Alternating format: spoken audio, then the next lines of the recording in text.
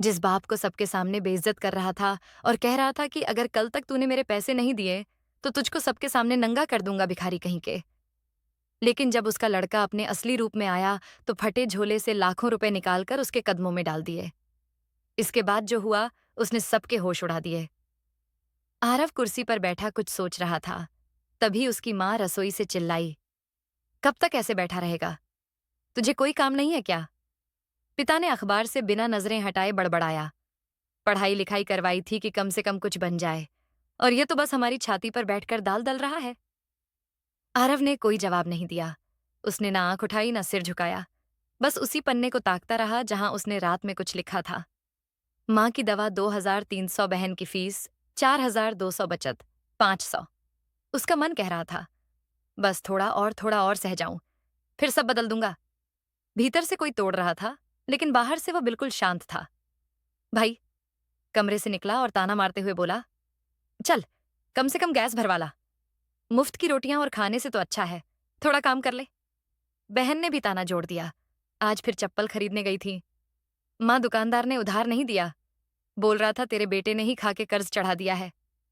माँ ने फिर जला देने वाले शब्दों का वार किया, हमारा तो नसीब ही फूटा है। सबकी औलादें कुछ ना कुछ करती हैं और हमारा यह निकम्मा तो बस साया बन गया है। बोझ का आरव की आंखें हल्की सी नम हो गईं, लेकिन किसी ने देखा नहीं, क्योंकि उसकी नम आंखें सबको कमजोरी लगती थीं और उसकी चुप्पी को लोग घमंड समझते थे। असल में किसी को नहीं पता था कि वह अपने परिवार की मजबूरी और तंगी को मिटाने के लिए कितनी मेहनत करता है। वह रोज सुबह उठकर खेत में मजदूरों के साथ कुछ घंटों की मजदूरी करता है। दोपहर में बस अड्डे पर पानी की बोतल बेचता है और रात को एक राशन दुकान में सामान उठाने का काम करता है। उसके पास मोबाइल नहीं था, बस एक टूटा हुआ बटन वाला फोन जिसमें अलार्म भी नहीं बजता। पर वह रोज तय वक्त पर उठ जाता था, क्योंकि उसे कोई सपना नहीं देखना, उसे बस घर की उधारी मिटानी है। उसे देखकर लगता था जैसे उसे कोई फर्क नहीं पड़ता, लेकिन हकीकत यह थी, उसे सबकी तकलीफ सबसे ज्यादा फर्क डालती थी। पर उसने कभी कहा नहीं, ना माँ से, ना पिता से, न किसी दोस्त से। बस चुपचाप वो काम करता रहा, ताकि किसी दिन वह अपनी माँ से कह सके, माँ अब किसी से उधार मत मांगना, किसी के आगे हाथ मत फैलाना। शाम को मोहल्ले में एक शादी थी। माँ ने आवाज लगाई, शाम को पास वाले के यहाँ बर्तन उठाने जाना है, पंडाल में काम ज्यादा है। आरव ने धीरे से पूछा। मैं माँ भड़क गई, क्यों नहीं, खाने की औकात है तो काम की भी रख। तू क्या मंत्री है जो तेरे हाथ गंदे हो जाएंगे। शाम होते होते आरव एक फटी हुई टी शर्ट और पुरानी पट पहनकर शादी में गया। पंडाल के एक कोने में स्टील की थालियां उठाता, गिलास साफ करता, और जब सब हंसते खेलते खाते वह प्लेटों को समेट रहा होता, तभी किसी ने पीठ पीछे से आवाज दी, ओह आरव तू। वो पलटा, सामने उसका पुराना स्कूलमेट खड़ा था। शहर से आया था, शर्ट टक्की हुई, घड़ी चमक रही थी। यार तू यहाँ ये सब कर रहा है? वो जोर से बोला। पास में खड़े कुछ और लोग भी उसकी ओर देखने लगे, हंसी दबाने लगे। किसी ने कहा, अरे ये वही है ना जो इंजीनियर बनने वाला था। एक और बोला, अब प्लेटें धो रहा है, देखो टाइम कैसे बदलता है। आरव ने कुछ नहीं कहा, उसने बस सिर झुकाया। वो थाली उठाई और पीछे की ओर चला गया। उसी रात जब वो घर लौटा, माँ बोली, पैसे कितने मिले? उसने कहा, 550 रुपए। माँ ने फिर ताना मारा, बेटा ऐसा कमाता रहेगा तो एक दिन अंबानी से आगे निकल जाएगा। आरव ने कुछ नहीं कहा, लेकिन उसी रात जब सब सो गए, उसने रजिस्टर में एक और पन्ना जोड़ा। आज ताना मिला, अंबानी बनने का जवाब दूंगा, पर शब्दों से नहीं। अगले दिन सुबह सुबह आरव फिर उसी तरह उठ गया, जैसे रोज उठता था। बिना अलार्म, बिना किसी के कहे। माँ अब भी सो रही थी, लेकिन उसकी आदत थी धीरे से दरवाजा खोलकर बाहर निकल जाना, ताकि किसी को उसकी मौजूदगी का एहसास भी ना हो। वह पास के ईंट भट्टे पर पहुंच गया, जहां सुबह 5 बजे से मजदूरों की भीड़ लगती थी। जितना काम मिल जाए उतना ही उसका दिन चलता था। काम खत्म होते ही वह सीधा बाजार गया, जहां एक किराना स्टोर पर थैलों की लोडिंग का काम करता था। धूप तेज थी, काम करते करते कंधे छिल गए थे, पर यह दर्द तानों के सामने कुछ नहीं। शाम को घर लौटा तो माँ ने ताना मारा, दिन भर गायब रहता है, ना कुछ कमाता है ना कुछ कहता है। ऐसा बेटा तो किसी की जिंदगी का बोझ बन जाता है। उसने मुस्कुराने की कोशिश की, लेकिन हल्के से होंठ कांप गए। वो जानता था, माँ को सच बताकर क्या फायदा। घर वालों की आंखों में उसकी कीमत बस इतनी थी जो दिखे वही सच्चाई है। उसे आज अपनी बहन के स्कूल का फॉर्म भरना था। 4,200 रुपए। माँ 2 दिन से परेशान थी कि अब की बार लड़की को स्कूल से निकाल लेंगे। आरव ने बिना कुछ कहे गुपचुप उसी किराना वाले के जरिए स्कूल भिजवा दिए। 5,500 रुपए एक गुप्त नाम से। अगले दिन बहन स्कूल से आई तो माँ खुश थी। किसी ने हमारी मदद कर दी, मेरी स्कूल की भर दी। माँ, आरव वो वहीं एक कोने में बैठा था, पुराने जूतों के फीते बांध रहा था। माँ ने उसकी तरफ देखा तक नहीं। रात को खाना खाते समय पिता ने फिर वहीं पुरानी बातें दोहरा दी। जब मैं तेरे जितना था तो पूरा पूरा खेत अकेले जोतता था और तू एक गिलास पानी तक लाने में सांस फूल जाती है। भाई भी अपनी पत्नी के सामने आरव की बेइज्जती करने में पीछे नहीं रहता था। उस दिन आरव के भाई भाभी ने आरव को खूब ताने सुनाए। आरव की आंखें पल भर को भर आईं, लेकिन उसने झटके से खुद को संभाल लिया। उसने वही किया जो वह हमेशा करता है। रजिस्टर का एक और पन्ना भरा, बहन की फीस चुका दी। माँ के लिए दवा कल लानी है। पिता का अपमान याद रखो, लेकिन जवाब ना दो। बस इतना कमाओ कि किसी को जवाब की जरूरत ही ना पड़े। वह किसी से बदला नहीं लेना चाहता था। वो सिर्फ इतना चाहता था कि एक दिन जब यही लोग किसी परेशानी में हो तो बिना कहे इनके लिए सब कुछ कर दूं, और तब भी इन्हें ना पता चले कि देने वाला वही निकम्मा बेटा है। वह जानता था दुनिया तेज है, बेरहम है, पर वह खुद से कभी हारना नहीं चाहता था। एक रात जब वह दुकान से काम खत्म कर वापस आ रहा था तो पास के मैदान में कुछ लड़के उसे देखकर जोर से बोले, अरे देखो, वो रहा प्लेट वाला आरव। अब शायद झाड़ू भी लगाने लगा होगा। सब हंसे, तेज बेहूदे जहर जैसे। उसने उन आवाजों को अनसुना किया, लेकिन दिल में ठहराव आ गया। उसी रात वह बहुत देर तक नींद में भी कुछ बड़बड़ाता रहा। माँ ने सुना तो कह दिया, दिन भर आवारा घूमेगा तो सपने भी वहीं आएंगे। वो जागा, लेकिन बोला, कुछ नहीं। अब उसका चुप रहना आदत नहीं, शील नहीं, रणनीति बन चुका था। वो सोच चुका था, बस कुछ और वक्त, और फिर वह कदम उठाएगा जो शायद उसकी किस्मत बदल देगा। उसे नहीं पता था कि किस रास्ते से कैसे, लेकिन इतना तय था कि अब आरव रुकेगा नहीं। तीसरे महीने की शुरुआत हो चुकी थी और आरव की आंखों के नीचे अब गहराए हुए काले घेरे साफ दिखाई देने लगे थे। न दिन का चयन था, न रात की नींद। एक तरफ घर की बेइज्जती का बोझ, दूसरी तरफ हर दिन बढ़ते खर्चे। माँ की दवा फिर से खत्म हो गई थी। बहन की स्कूल में यूनिफॉर्म बदलने का दबाव आ गया था और भाई की पत्नी ने खाना बनाने से मना कर दिया था, कहकर जब तक यह घर का निकम्मा कुछ नहीं करता तब तक मैं भी नहीं करूंगी। उस दिन आरव दोपहर तक भूखा ही रहा। उसने खुद से कहा, अगर आज भी ऐसे ही चला तो सब बिखर जाएगा। अब कुछ करना पड़ेगा।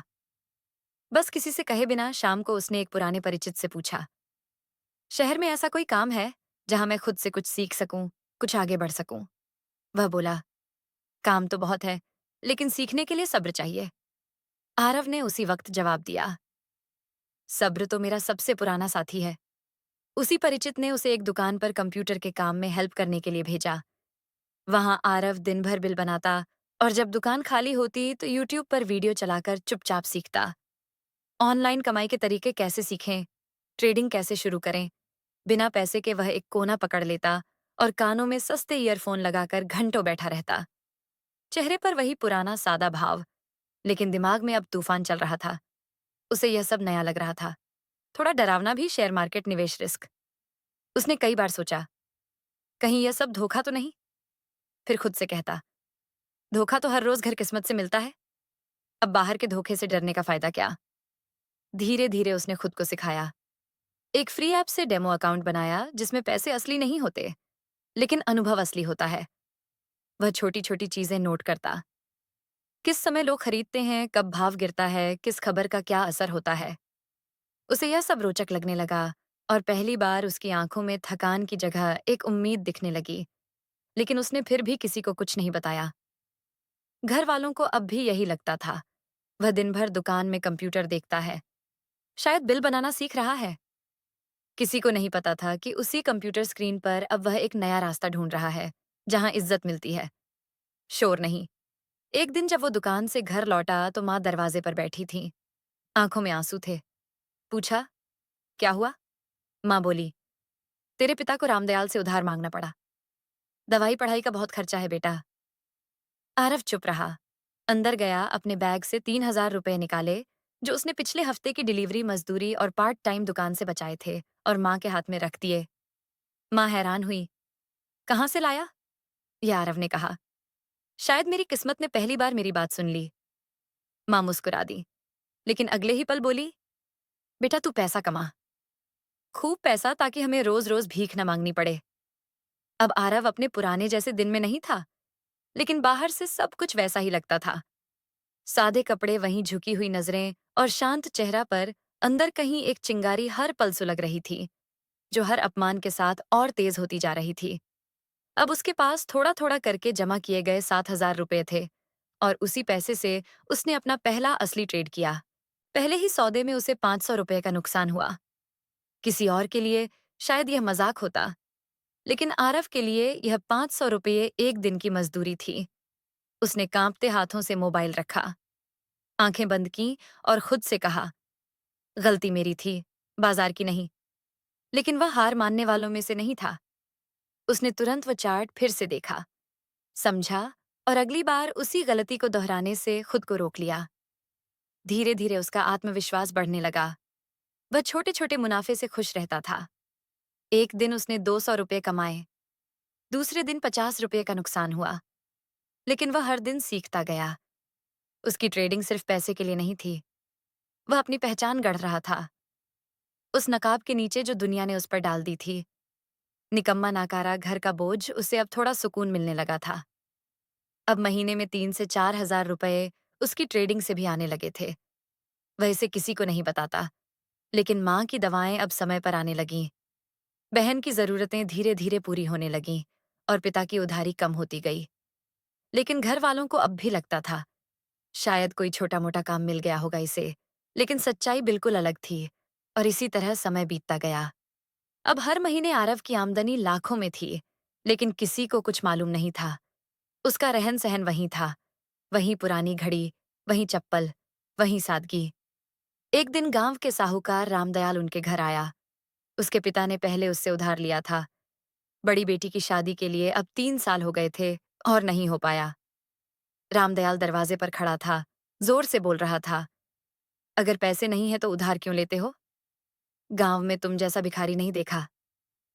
पिता की गर्दन झुकी हुई थी, माँ की आंखों में पानी आ चुका था।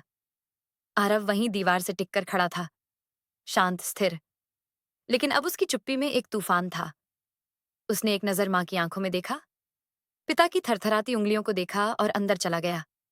कमरे से बाहर आया, एक पुराना बैग खोला और नोटों की एक मोटी गड्डी निकाली। रामदयाल अब भी बोल रहा था, अगर इस बार पैसे नहीं मिले तो सबके सामने नंगा कर दूंगा। आरव उसके सामने आया, गड्डी उसके हाथ में थमाई और कहा, गिन लो, एक भी रुपया कम नहीं है, लेकिन आज के बाद कभी इस दरवाजे पर मत आना। साहूकार की आंखें फटी की फटी रह गईं। माँ हक्का बक्का और पिता ने पहली बार आरव की ओर देखा, जैसे किसी अजनबी को देख रहे हों। गांव में अगले ही दिन खबर फैल गई, अरे वही आरव जिसने शादी में प्लेटें उठाई थीं, उसने कल 2 लाख की गड्डी साहूकार के मुंह पर फेंक कर उसका मुंह बंद कर दिया। लोग कहने लगे, कुछ तो करता होगा। अब शहर में तभी इतना पैसा आया, लेकिन किसी को नहीं पता था कि यह पैसा उसकी मेहनत, तानों, अकेलेपन और हर दिन की थकान का निचोड़ था। उस रात माँ उसके पास आई, बेटा बताना, ये सब तू कर रहा है? आरव ने माँ के हाथ पकड़कर कहा, नहीं माँ, मैं कुछ नहीं कर रहा, बस वह सब सह रहा हूं, जिससे आपको कुछ सहना ना पड़े। अब गांव में हवा बदल चुकी थी। जिस आरव को लोग निकम्मा, बेकार और बोझ कहा करते थे, आज उसी के बारे में लोग चुपचाप कानों में फुसफुसाते। अरे वही लड़का है जिसने रामदयाल का कर्ज चुकाया, पूरे 2 लाख कैश। लेकिन आरव अब भी वही था, न कोई दिखावा, न कोई घमंड। घर वालों का व्यवहार अब थोड़ा बदल गया था, लेकिन सवाल अब भी थे। पिता अक्सर पूछते, तू बताता क्यों नहीं करता? क्या है तू? आरव मुस्कुरा देता, थोड़ा बहुत करता हूँ बाबा। जो करना चाहिए। माँ को अब हर महीने समय पर दवाएं मिल जाती थीं। बहन की फीस हमेशा एक दिन पहले ही जमा हो जाती थी, लेकिन किसी को यह अंदाजा नहीं था कि यह सब करने वाला लड़का वही था जिसे कल तक सबने तिरस्कार से देखा था। एक दिन भाई की पत्नी ने सबके सामने कहा, शायद आरव की किस्मत पलट गई है, लेकिन मैं अब भी नहीं मानती कि यह अकेले कुछ कर सकता है। कोई तो इसके पीछे है। माँ चुप रही। लेकिन उस रात जब सब सो गए, माँ आरव के कमरे में आई और बोली, सच बता बेटा, तू क्या करता है और कितना कमाता है? आरव ने धीरे से कहा, कुछ नहीं करता माँ, और इतना कमा लेता हूँ कि आपको कोई परेशानी नहीं होने दूंगा। अब हर महीने उसकी आमदनी लाखों में थी, लेकिन उसका रहन सहन वहीं था। वहीं पुरानी घड़ी, वहीं चप्पल, वहीं सादगी। किसी ने पूछा, तू ये पैसा दिखाता क्यों नहीं? उसने जवाब दिया, क्योंकि मेरी इज्जत मेरी कमाई है, मेरा सब्र है। दिखावा करने से कुछ नहीं होता। इंसान दिल से अमीर होना चाहिए। एक शाम जब बारिश हो रही थी और पूरा परिवार बरामदे में बैठा था, पिता ने पहली बार सबके सामने कहा, हमने आरव को कभी समझा ही नहीं। वह जब सह रहा था, तब भी हमारे लिए ही कर रहा था, और हम उनकी आंखें नम हो गईं। माँ ने उसका हाथ पकड़ा। हमने तुझसे सब कुछ कहा बेटा, लेकिन तू फिर भी हमें अपना समझता रहा। आरव ने बस इतना कहा, मैं गुस्से में घर नहीं छोड़ा था माँ, मैं जिम्मेदारी उठाने गया था। और तब पहली बार पूरे परिवार ने महसूस किया कि जिसे उन्होंने सबसे छोटा समझा था, वही सबसे बड़ा इंसान निकला। ये कहानी सिर्फ मनोरंजन हेतु और शिक्षा के उद्देश्य से बनाई गई है। इस वीडियो से प्रेरित होकर शेयर मार्केट में बिना सोचे समझे पैसा इन्वेस्ट ना करें और किसी तरीका का भी रिस्क ना लें। दोस्तों, आपको ये कहानी कैसी लगी? कमेंट करके जरूर बताएं। अगर कहानी ने आपके दिल को छुआ हो, तो इसे लाइक करें, दोस्तों के साथ शेयर करें, और ऐसी ही दिलचस्प कहानियों के लिए हमारे चैनल को सब्सक्राइब जरूर करें। बेल आइकन दबाना ना भूलें, ताकि कोई भी कहानी आप मिस न कर पाएं। फिर मिलेंगे एक नई कहानी के साथ। धन्यवाद।